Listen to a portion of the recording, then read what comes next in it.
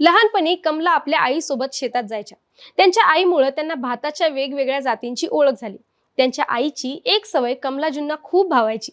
ती म्हणजे पिकाच्या काढणीनंतर ओंबीतले काही निवडक दाणे पुढच्या वर्षीसाठी जपून ठेवणं. त्यांच्या आई सांगायच्या, बियाणं म्हणजे भविष्य असतं.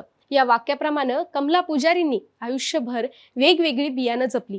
वर्षानुवर्ष त्यांनी वेगवेगळ्या भाताच्या वाणांचे बियाणे गोळा करायला सुरुवात केली, तीही लहान लहान मातीच्या भांड्यांमध्ये.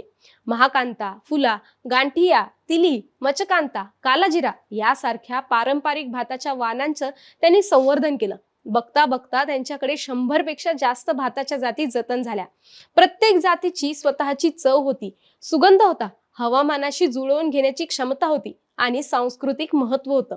आधुनिक शेतीच्या लाटेत अनेक जाती नामशेष होण्याच्या मार्गावर होत्या, पण कमला पुजारी यांनी देशी वाण केवळ जपून ठेवलं नाही, तर स्वतःच्या शेतात त्याची लागवडही केली आणि इतर आदिवासी महिलांना तसं करायला प्रोत्साहनही दिलं, जेणेकरून या वाणांचं संवर्धन होईल. काही काळातच पात्रापूट हे सुगंधी भाताचं गाव म्हणून ओळखलं जाऊ लागलं.